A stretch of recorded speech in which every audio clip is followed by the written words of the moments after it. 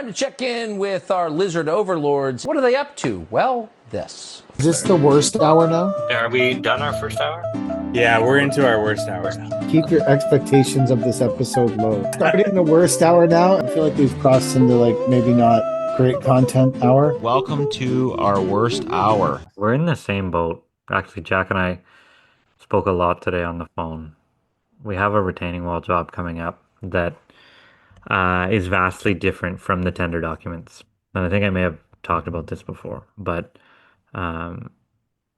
sometimes in commercial contracting, you'll bid a job on the tender documents, and then you're required to provide shop drawings for the wall, in this case, that's going in.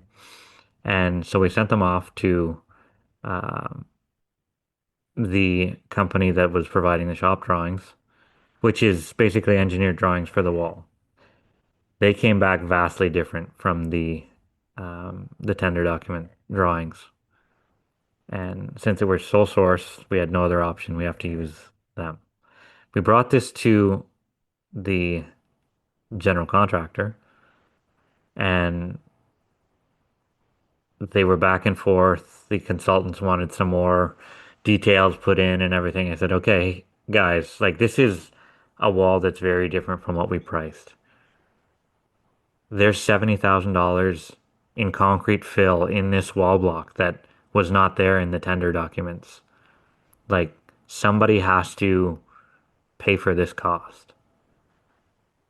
And so they're hemming and hawing. They're like, yeah, well, it's not really that different, but it is different because the wall is a different size now, and they used to be clear infill, and now it's concrete infill, and you have to pump it in, and you have to dowel the corners and pump concrete into them. We're just like, I know you guys want to get this job going, but we cannot proceed without a change order, a PO to reflect this. The guy wanted us to just mobilize and start, and then we would figure it out after the fact. Yeah, fuck that. I'm like, this is absolutely not how this is going to go. Yeah.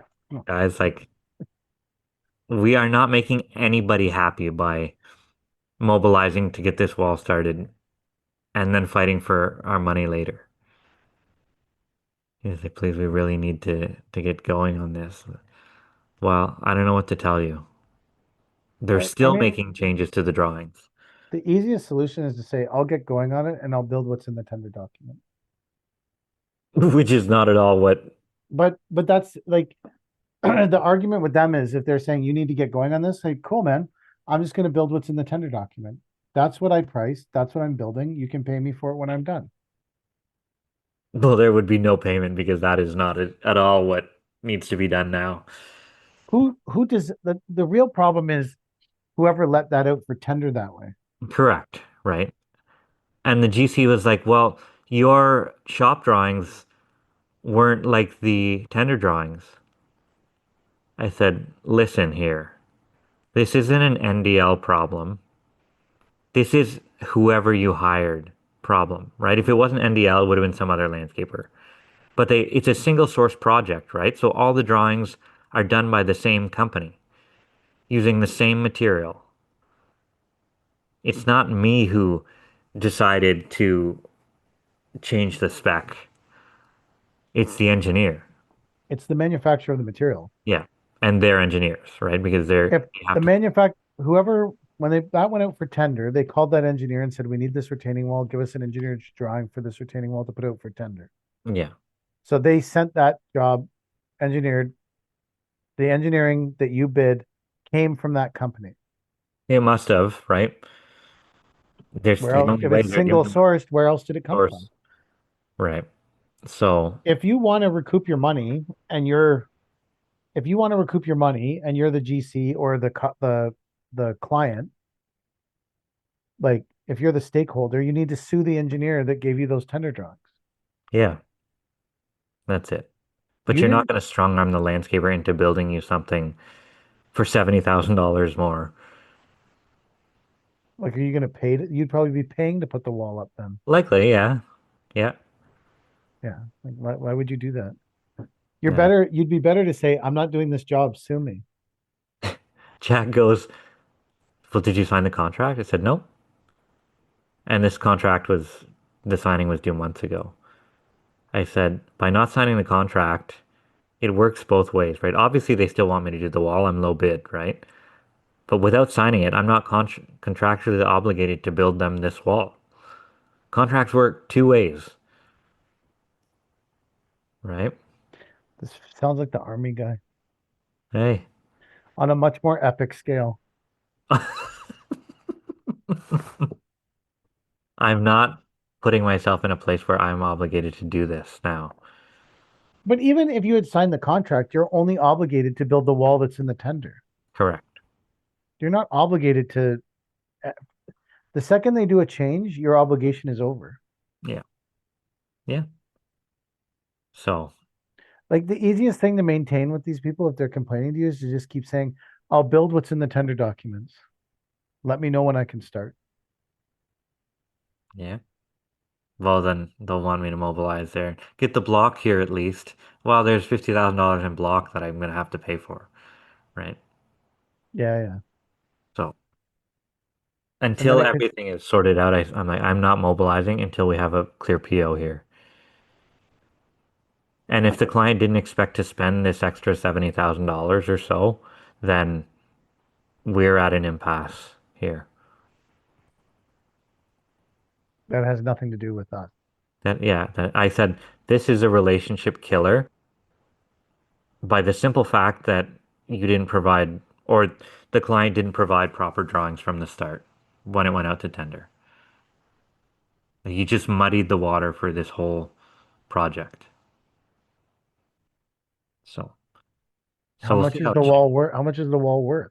I think it's like 150K or something like that. So it's more than half. It's like half the wall extra. Yes. That's a big mistake by an engineer. That's a big mistake, right?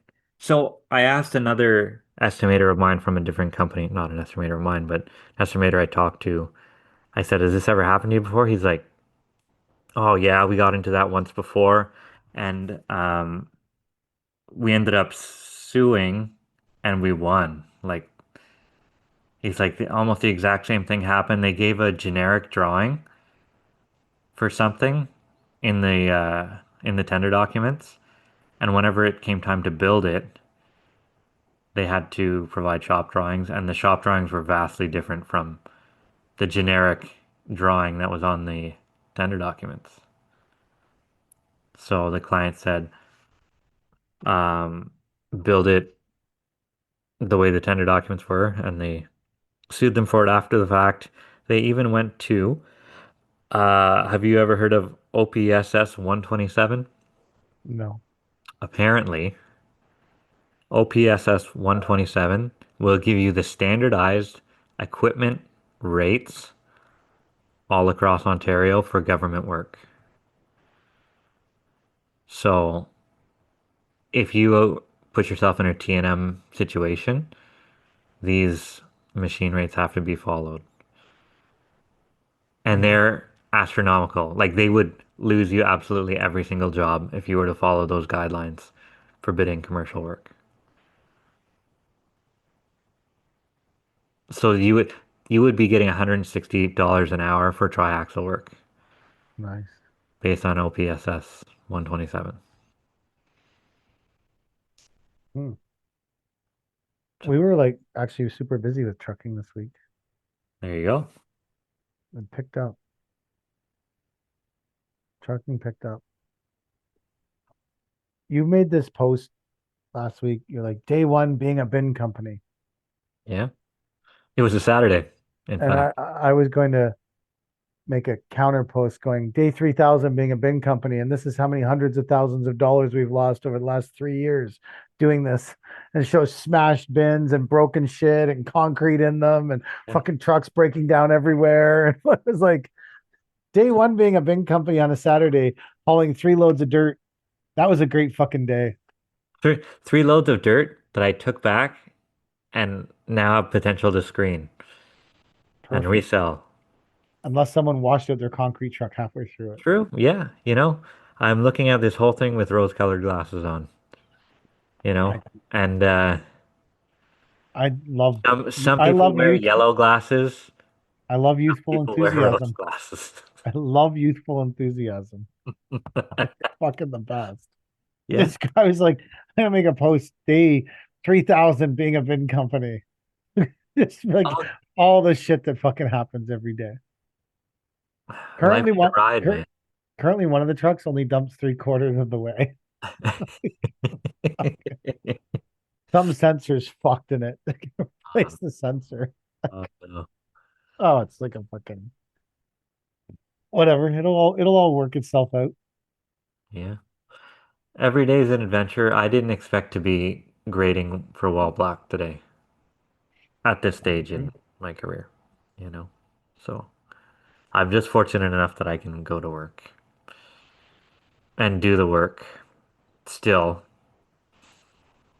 still got it. Never lost it. It I hurts a never. little more to do it, but I can still do it. Yeah. Yeah, I've spent the last month, I think, working every day. Fucking I worked one day alone this year because we had to be somewhere. I was like, fuck it, I'll just go do it myself. Yeah. But Could you go back to working alone? that was my original goal. I never wanted all this shit. Debatably, I still don't. Are you in a better place now with all this shit than you think you would be without? Better how? Uh, That's a you have more freedom now, no. even with I all do the shit, than I do not have more freedom now. Guaranteed. I think I do with more shit. Even with more shit, I have more freedom. I work more now than I've ever worked in my life. And Uh, I've worked a lot in my life. I've spent a lot of time working and I work way more now than I ever worked. but the good thing is you love to work. That's true. That's part of it. Yeah. But you asked me about freedom, and I'm saying Correct. no, Yeah. substantially less freedom than I used to have. Hmm. Because now these things have to happen. Yeah. Like when I worked at Ridge Lake, I didn't give a fuck about the invoicing. I sent you a picture the other night on Monday. It was like 10:30 at night. Yeah. I was fucking Yeah. invoicing for bin trucks, and I had bin trucks and triaxles, and I had probably 150 tickets on my fucking desk to go through before I went to bed. That has to happen that night. There's no freedom to push that to the next day. Because I need those invoices to go out. So there's people that will pay us immediately. There's people that'll pay us in 2 months. There's people that'll pay us in 9 months. Like all of that shit has to go out that Kelly needs it to process it the next day. There's the reason I was doing that on Monday night at 10 o'clock at night was because I went to see Paisley play soccer Saturday and Sunday in the Sioux. So by the time we got home from the Sioux on Sunday, it was like 10:30 at night. So when did this all get so out of control that you can't stop it anymore? Like, why couldn't you go back to being a little one-man lift and relay guy? I probably could. I just need to sell it all. So your mindset is different now than it was whenever you started to accumulate all this stuff? Well, like, You don't accidentally buy 3 bin trucks but so and like I agree. triaxle I and agree. So my like I've never had a business plan in my life. I've never had a budget. I I the, can I can understand that because along the I same. think that those things destroy businesses, in my opinion. Well, But this is for me, for my business. I'm not saying for yeah. everybody's business. For me, having a business plan and a budget would destroy my business. Because my business and my business growth is solely based on taking advantage of the opportunity that's presented in front of me. For you and I think that's right. There are countless amounts of coaching services that would disagree with that. I think you And and that I are an exception. but they're allowed to disagree with it. They're allowed to have their own opinion. And if you want to build a business that's based around the talking heads, go for it. And if you're happy building your business based around talking heads, I think that's the best thing ever for you. I'm saying in my world, the reason that my business is the way it is, or it's really our business, it's Kelly and I's business, it's not my business, is because when someone presents me with an opportunity, I take it. So I push my, like, if someone says to me, you see an opening for a bin truck service because you think you can do it better than the bin truck people that are currently doing it. And then that service grows and grows and then instead of just losing $100, you're losing $1,000 a week because the business keeps growing. So, like, it just, whenever someone's like that shoreline job, right? We don't know shit about shoreline. I've never fucking done that before. But someone called me up and said, "Hey, can you start this job on Wednesday?" Or whatever day it was. It wasn't even a convenient start date. It fucking interfered with about 100 things I had going on. And I was like, yeah, no, because I'm just like, hey, like, this is running machines. It's a lot of machine work, and my people are old. It's a lot of machine work. It looks like it would be something that we would be into. So I just said, okay, here's this opportunity. Let's do that. And so I went and did it. I would do the exact same thing, and it would interfere with, like you say, 100 other things that are going on. Okay. But I was like, I think our businesses are they're driven by intuition and not by, I don't know, what else drives. I also think that, like, I'm an addicted gambler, Oh, heavily addicted to gambling, just not with casino chips or whatever. Like, I'm just gambling on opportunities that I think will grow into something and be something. But if I had a business plan and a budget and all this other fucking shit, I would be like, ooh, I can't take that opportunity. It's not in the budget this year. Ooh, that's not part of my business plan. My business plan was to plant flowers in front of people's houses, not do shorelines. I can't do that. Fuck, my coach told me this is my business plan. I got to do what my coach says. I can't be that person. I look at things and say, oh, like, I also, there's like the whole, like, like, I'm not doing anything with triaxle dump trucks that's unique, except that I'm collecting all these. We have two, right? Today we ran 7. But that's because I'm collecting, maybe it wasn't 7, maybe it was 6. I don't know. There was a lot of them out on the road today. I got to do the invoicing after this podcast. Like, I just don't, I'm like, all I did was say, okay, the opportunity is that there's all these individual dump trucks that aren't part of a collective. There's all these guys that have one dump truck, right? Mhm. And so they're all like, but all I did was take all these people with one dump truck and add them to our 2 dump trucks. And now we have this, like, fleet of 6 or 7 dump trucks that can go around and do these jobs. I don't need to own all the dump trucks. But now people are calling us because they're like, oh, that guy can get trucks. That guy has trucks. Like, no one cares. The Airbnb of trucking. It's Airbnb, I basically what guess. it is, right? Yeah, I don't think there's Same any, sort of business model. we, I just, our business is the way it is because every time someone calls me with an opportunity, I find a way to do it. Yeah. Like, people call me at 10 o'clock in the morning and are like, I need 3 trucks. Can you make it happen right now? And then I just say yes and then sort it out. Yeah.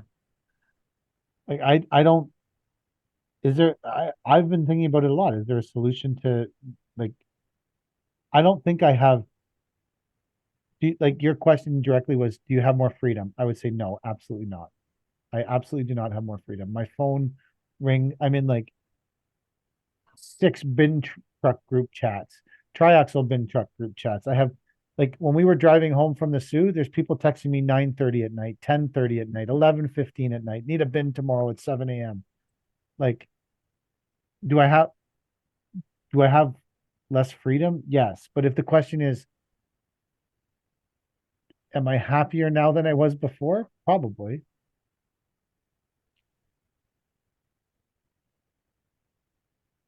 Yeah, I'm uh I'm in a better place than at the beginning of the business. Definitely financially, but I would debate if I'm in a better place financially. for the first time in God knows how long, maybe 10 years, we were down in, I don't know, less than 100 grand in the bank. And that's a scary place to be for us. Because we put the floor at like six figures, right? Like if you have $100,000, you have no money. Like you are fucking broke because that's the floor. And we were down at like 40 grand for a while. I'm just like, holy fuck, guys. Like we got to shake the cage. They got to get some money to fall out somewhere. So, We generally have zero money in the bank. oh, that's a tightrope I don't want to walk. We have a massive overdraft. I don't have any overdraft. How could like, that's crazy, man. They're like, okay, we'll give you $60,000. It'll cost you, I don't know, 500 bucks a month or something. And I'm like, okay, forget it. I don't need it. Oh, our My overdraft pride doesn't. wouldn't allow me to take it for $500 a month. Oh, our overdraft doesn't cost anything unless we're in overdraft. No, just to have that line open is like 500 bucks a month or something. Ours I doesn't gotta cost. need it. Ours Don't costs have, ours costs zero a month unless we're using it. Then we pay interest on the money that we're over. it was a giant fuck around to even like apply for it and stuff. Our overdraft's like almost 400 grand. Wow. See, I think I like not having it. Like I understand where um it would be good to have it for sure. You know, maybe I wouldn't worry so much, but uh it's like a game, like anything else. You sort of keep yourself in check if you know that there's a floor that you cannot go below,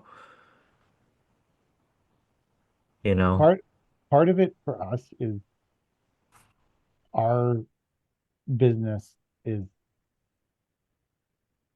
like our business is like if we were just a contracting company, like all we did was contracting, I would say we probably wouldn't need an overdraft like you. Would be fine.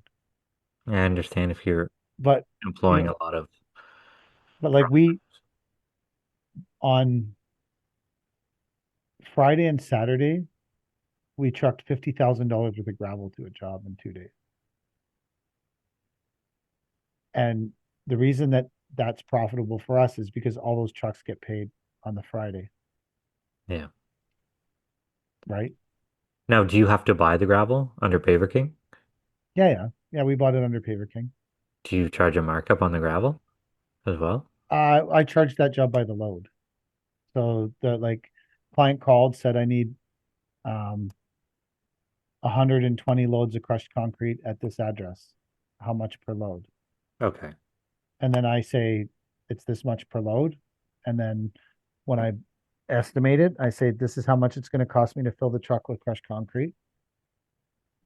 This is the route they're going to take. This is how much time they're going to take. And then I on this normally we always pay the trucks by the hour because then I know that they're not going to lose money. Yeah. Because the problem with paying trucks by the load is like if the excavator breaks down or something happens, like there's traffic or like those guys that are in those single trucks that are coming to work for us, like we need to be the ones taking the risk, not them. That's why it's easy to get trucks to come work for us because I'm always taking the risk. I don't make them take the risk. But on this job, because I knew it would be okay because of all the factors, I gave the trucks and I wanted the trucks to have a good win on the job too, because grinding along by the hour in the trucking world is sometimes it's nice to and I knew anyways, they all got paid by the load for this job.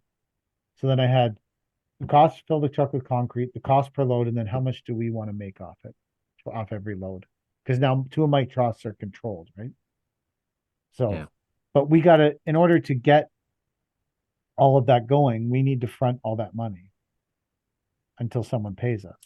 But the problem is, what if sometimes we do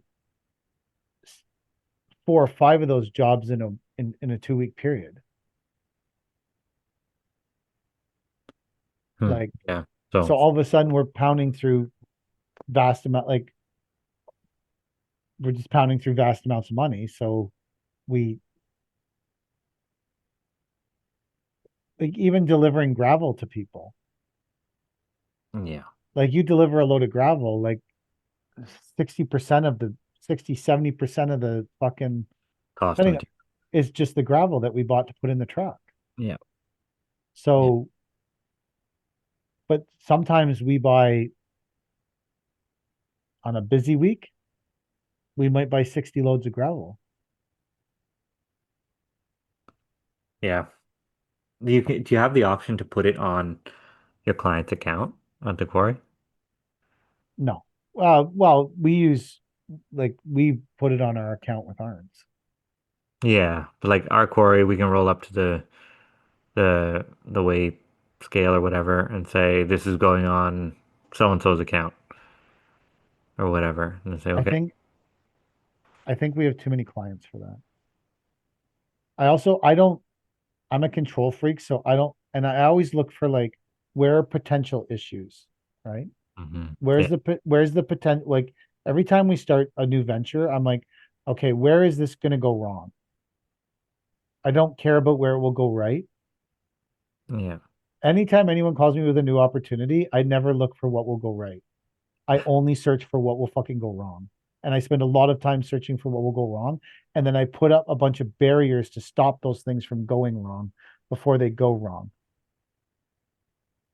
yeah. Like, prime example, I was leaving Friday at 10 o'clock in the morning, and I wouldn't be back till Sunday at 10:30, 11 o'clock at night. We're doing this big gravel job Friday and Saturday. Before I accepted the job, when the guy called me, because he called me Thursday and said, can you do this job Friday, Saturday? And the 120 loads delivered. The first phone call I made before I agreed to was to Christy. I said, can you run this job on Friday and Saturday? I'll make sure that this is worth your time to do this. And she said, I'm available Friday and Saturday. I said, okay, so the first potential problem with this project is that if I'm not here, the first potential problem to not do this job is I'm not here. And if things go awry, I'm not here. I can't solve them from fucking Sault Ste. Marie. So if Christy's on the ground, she has a fuck ton of experience with trucking. She probably knows more about it than I do. So if she's there and she's committed, she will take care of any problems. So then I called the guy back. I said, okay. And then I said, okay, how many trucks do I need? I need 6 trucks. So I made sure I had 6 trucks lined up for Friday and 6 trucks lined up for Saturday that wasn't interfering with the normal amount of trucking that we have going on. And then I called the client back and said, yeah, we can do it. Here's the price. Because I knew that the 2 big pitfalls to this, not having enough trucks.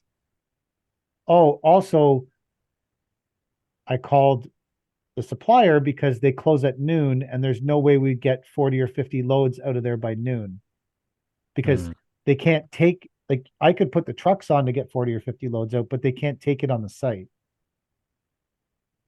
You know how, like, Mike Tyson said, everyone's got a plan until they get punched in the face? Yeah. Everyone's got a plan until 40 loads of fucking gravel show up.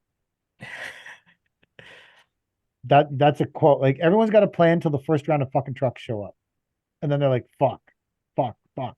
So I called, the third call I made in the pitfall of disaster of what things that could happen was I called the supplier and said, hey, I need to buy 100 or 120, depending on where we end up, loads of gravel in 2 days. One of them Saturday. There's no way I can get that out before noon. Can you keep loading trucks after noon? Is there a way to work that out? Because this job has to happen on a Saturday. It can't happen any other day of the week. And they said, yes, we will make sure we'll load the trucks till you guys are done. We'll have someone on site loading trucks So they literally kept a supply yard open just for me. There you go. So now I have 3 pitfalls that I battled through before I agreed to do it. And then the fourth pitfall, I guess, is I called Kelly and said, "Hey, we're gonna have to finance this shit till we get paid. How much? What's available? Is this gonna crush our cash flow? Are we okay doing this? We're gonna owe the trucks this much money. We got to pay that." And she said, "Yep, go ahead and do it." I said, okay. And that's when I called the client back and said, "Okay, we can do this job." Great. Perfect. Because I went, but it doesn't matter what, like, everything we do, I do that. I break down every potential problem before I ever, because if I defeat every problem, then the outcome is like, who, like, figuring out the outcome before you figure out how to defeat all the potential problems is irrelevant. Yeah, that's true. I did that with the shoreline job. The guy, they called, they said, "Can you do this shoreline job?" I'm like, first of all, it's for our best client. Secondly, it's a really cool job. It would make some great Instagram videos, and it's great for content. And I think that it was fun and something we've never done before. And I think that our guys don't encounter things they've never done before that often.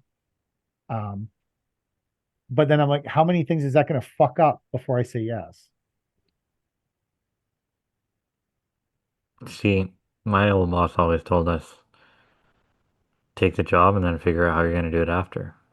You're doing the opposite.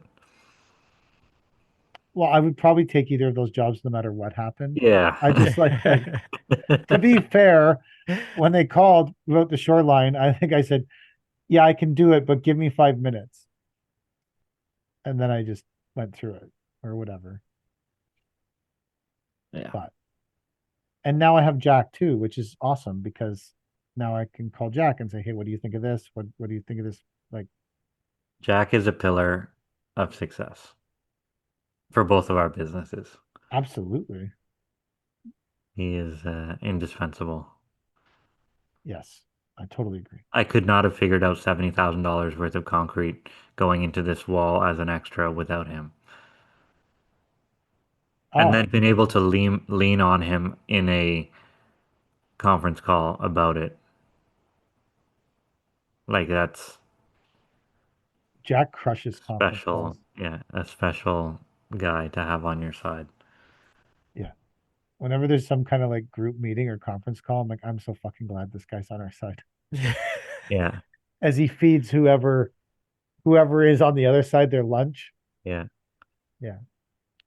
Yeah, it's if you have slept on getting Jack, hopefully I don't know, it's probably too late. He's probably clogged up with a bunch of stuff. And hopefully my stuff and your stuff, but I can't imagine not having him. I remember when he called me 2 years ago or so. He was just starting up his consulting thing, and I wanted to work with him because I know you were working with him, but honestly, I can't say a bad thing about the guy. No, I don't have anything to say bad about Jack. Yeah. He's like, as passionate as I am about building things and constructing things and being on site doing those things, Jack is just as passionate about bidding and managing those things.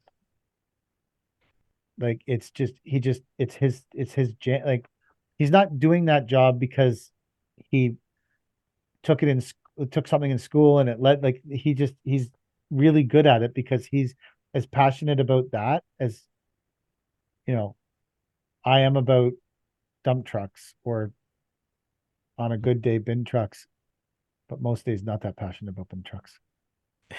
Um, Didn't Jack go to school for like coding or something like that? Video game development. video Video game game development. development.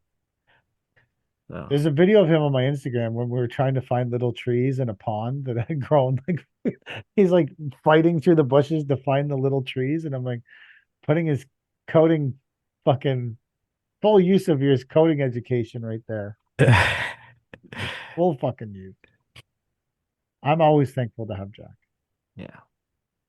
He today he called me because there's this job he's pricing, and you you can only take deliveries between 7 and 9 a.m. And then after that, you're cut off.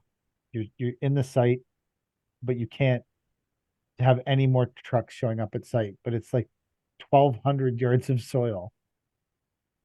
Wow. So we were debating like how many they enter the site and then they drive for 1.4 kilometers at like 5 kilometers an hour, the trucks, to get into where they're going through small paths. And then they dump there, and then they have 1.4, and you can there's only room for 2 trucks at the end where they're dumping. So 2 trucks go in 1.4 kilometers, 2 trucks come out 1.4 kilometers, then another 2 trucks can enter. This sounds like the math problem from elementary school. Yeah. When the trains are going at a certain speed and when are they gonna hit all this shit? That's a Jack problem for sure. And so then, you know, I said I felt like in those 2 hours we could get 5 loads in and out per day. Because these are just the rules of the job. Like you can't Half a day's worth of spreading. maybe, but what are you gonna do? Like the rule is if you and it's a hard rule because of the location of this project. Like it's not debatable. This is not a debatable thing. This is a insanely high-end place that is insanely high-end, like the top of the top, like safety fucking. If they say this is Are what you you can, doing Mark Carney's landscape? Yeah. no, no. Are you kidding? His landscape probably needs 10,000 loads of. What would you put in the group today that Brookfield's up 20 points? Yeah, What do you think his bonus was from getting Brookfield up 20 points? I don't know. Something at our expense. Well, Brookfield, I guarantee Brookfield's paying him Yeah, yeah. into his blind Canada loses. trust. His blind trust. He's getting paid. Yeah. But see that one, I was like, okay, I called the supplier and I said, hey, can you guys open an hour early for us if we get this job? Because I need the trucks loaded at 6, so they're on site for 7, so they can start their 1.4 kilometer drive into the site, then back out. Hmm. What about a live bottom? That too big won't turn around. I asked that. I asked Jack. I said, can we get a fucking live bottom down there? Because they can haul 40 yards, right? Can you get a side dumping And he truck? said that, no, because it's like these little trails that you're driving through. Oh, Imagine you were driving through the Serengeti with wild animals, and that's what you're encountering on this job and this location of this job. hmm. You could potentially run into a lion. Be good So for the gram. That's for sure. this is one of those, yeah, but if you don't follow the rules, you're fucked. What the fuck is your insurance gonna say if you hit a lion? I don't know. Like, I don't know if you're covered. I have no idea if you're covered. It's fucking hard. But what do you like? Some guy stops to feed the ostrich or something. He just screwed the pooch on the whole plan. The 1.4 Yeah, kilometers at he fucked it. whatever. The Yeah, zebras get in the way. the zebras are in the way, man. Like they Yeah, can't get out of the truck to shoo them away or anything. it would be a really cool. I would love to do it. I think it would be a really fun project. I think there's probably no way that anyone that participates in this project makes any money because there's so many fucking rules and shit. But like, Hmm. I just can't fathom anyone making any money doing it. But it's one of those things where you just. So we built those parking spots that. This is something that amazes me about construction. We built those parking spots at U of T this spring, the poured concrete ones, Hmm. where they were like shooting a movie in our job site. Uh, and when the lines got painted, one of the lines ended up like right on the edge of the concrete. And I looked at it and I thought, that seems weird, but whatever. I didn't design it because you're opening your door and you're stepping out under the grass. Like that seems like kind of like if was snow, like or it's the spring and it just seemed weird. And I was like, you know what? This is none of Mike's business. This has nothing to do with Mike. So we sorted it and we left. That like when we were in the first meeting about that project, there was 10 stakeholders in the room.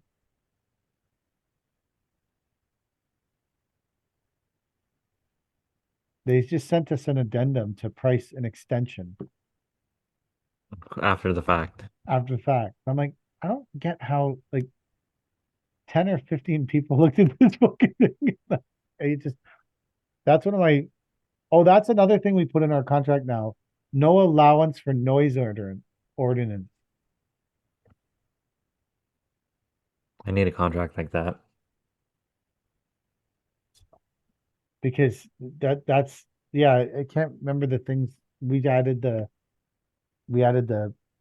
fucking machine accessibility, the cutting thing, the we added 4 things to our contract today, I think, me and Jack.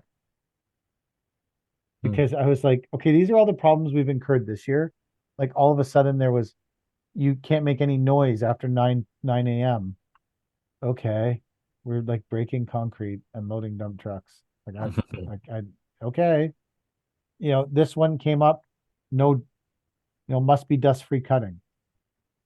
So we just added them all in our and I think the majority of the time I would probably not call anyone out on it being in our contract, like in our contract document that these are things that we didn't include for. I don't think I would call like most of the time I would just say, whatever, let's find a solution.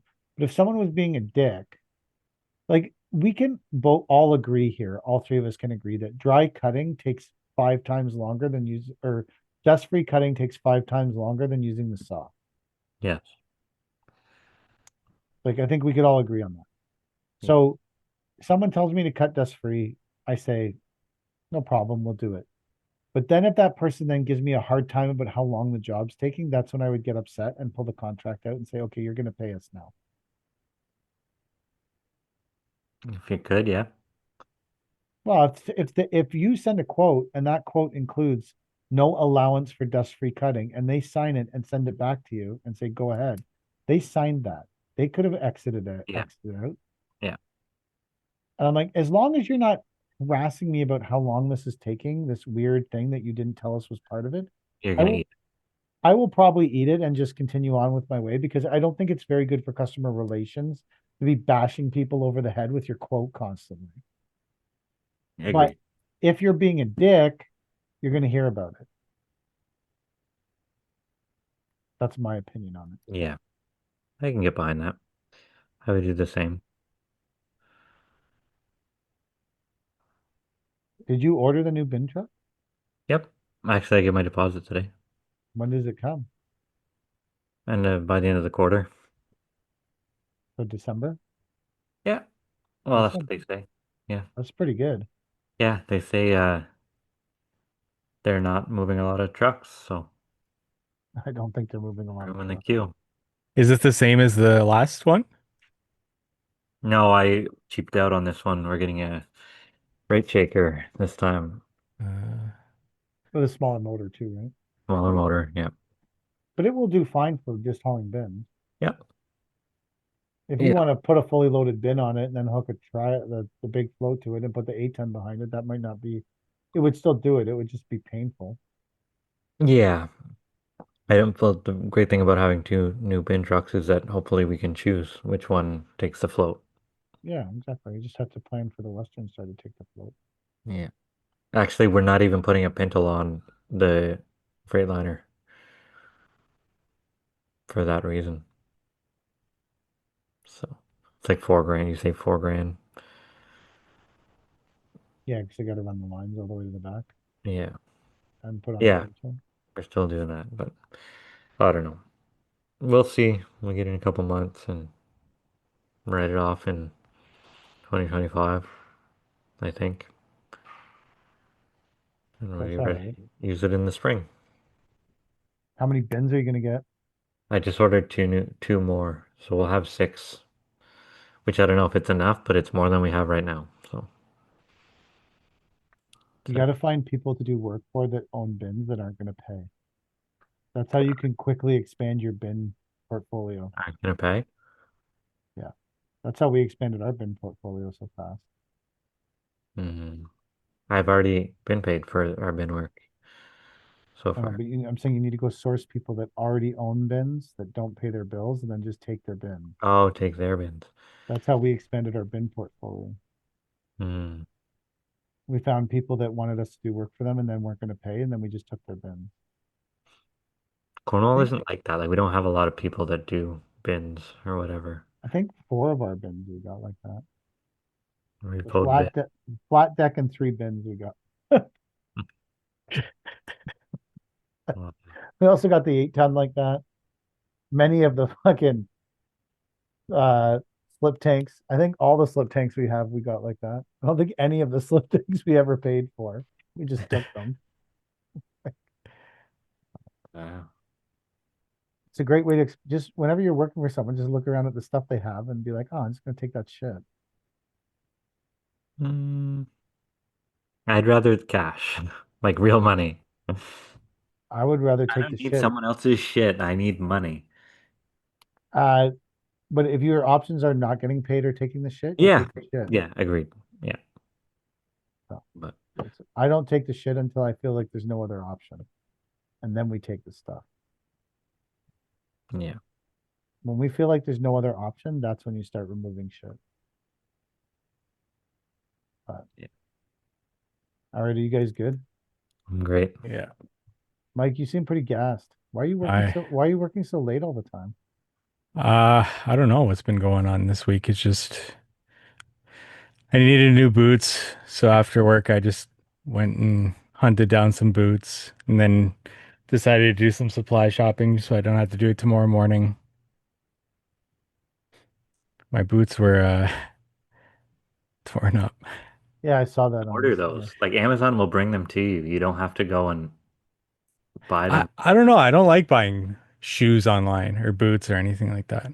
Well, I want to try them on first. but if you liked your last pair, I always like to try a new pair of boots. I don't know what that is that's about me. that's awful. No. No? You got to find one pair and stick with that for the rest of your life. They don't Be last a long enough career. for me to. I don't know, I want to try new boots every 6 months. Oh no. I've been wearing the same pair of boots for at least 2 or 3 years. Too big of a risk. I only wear docks, so they last. Whenever you get out of the field, your boots last longer. Yeah, but So mine were fine until these past few days, and then they just literally just great. fell apart. Hmm. Have you been cutting a lot lately? No, No? no, That ruins them real quick. yeah. Wet cutting destroys boots. Mm, Even dry, it'll dry out the boot, yeah. and they crack, split. I painted, like I was using a can of paint, marking paint, and Gord was in the way, and I spray painted it across his toes, but his boots were in such bad shape that it painted his socks underneath. That's great. So now we call him Gordon Lightfoot for the rest of You've always got great nicknames. That's awesome. We buy boots. We buy all the boots for our guys. Nice. Do you give an allowance for that, or you just take them out and We just tell them to buy the boots they want, and then they're all pretty responsible with it. My theory on it is if we buy the boots, they generally buy better boots, and then they're probably happier, and then their feet are more comfortable, and then they work harder. If they buy the boots, many of them will buy budget boots, and then they will fall apart, much like Gord. And then they will be unhappy because their feet will be wet or hurt. And then they will probably, I think that say a pair of boots costs us $250 for a guy, right? I think that the benefit we get back in First of all, them being happy they didn't have to buy the boots. And then the benefit we get back in them having very comfortable footwear on for, most of them, they'll buy one pair of boots for the season. So if you take that $250 and divide it up amongst the season, it's a absolutely minuscule cost, and it keeps them all really happy, and they have boots that are comfortable and well designed. So that's our theory on paying for the boots. I also don't like people being on the job site with ratty boots because it makes me feel like they could get hurt. And I don't want anyone that's working for us to get hurt because they didn't have proper footwear. So, and also a lot of our sites, if they see people with improper footwear, they'll ban them from the site. So do you give them one pair of boots per year? I honestly, we just like most of them. So when we first started it, at one time we used to order boots for everybody. In the spring, Kelly would send around that website, Northern Boots. She would send it to everybody and just said, just pick out the boots you want, and then we'd order them in the house and give them out. One year we bought Blundstones for everybody because everybody wanted them. So we bought everyone a pair. Did you get them the socks that match? Those gray wool socks that they wear with them? I did not. And the black tights that the women wear with them. Maybe. It's like a package. I don't think so. I bought them once, but Carhartt hat and beanie. My arches are so sweater. They all look like college girls. They all look like so that's how we used to do it, but then some people didn't need boots at that time. Some people were happy. So now we just, if someone's boots wear out, they message Kelly and say, hey, my boots wore out. And she says, okay, go buy a pair and send me the receipt. And we've never had anyone buy any kind of outrageously expensive, like, $500 boots or something. They're usually, a couple $100, decent boots. And then they don't have to take it out of their pocket and they're happy. And it's, I guess it's a small incentive for people to work at our company. You guys got to try merino wool socks. I told you about those years ago. Did you really? You got that from here. I didn't realize that. That when I said that my feet stunk? Why didn't anyone tell me about it? I've told you about it before. I don't remember this at all. Talked about it. Oh yeah. Oh man. Positive of it. I don't remember it either, so I'm on Mike's side. Yeah. Go back. There's got to be a listener out there who's heard of them before. Can you tell me about them now? Because now I'm really. I always used to wear them hunting. Yeah, they're just merino wool socks. They don't make your feet stink. So like all my socks before my feet would reek. Now they're totally fine when I get home. What's merino wool? It's some type of sheep. Yeah. Maybe I'll get some pairs of merino wool socks. You heard it here first from me.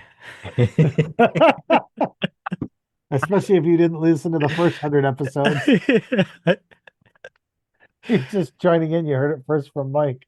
All right. Now we're officially finished the episode. That's the end of the podcast. Thank you for watching. Yeah, those people run the world. They're so impressive. What a bunch of freaks.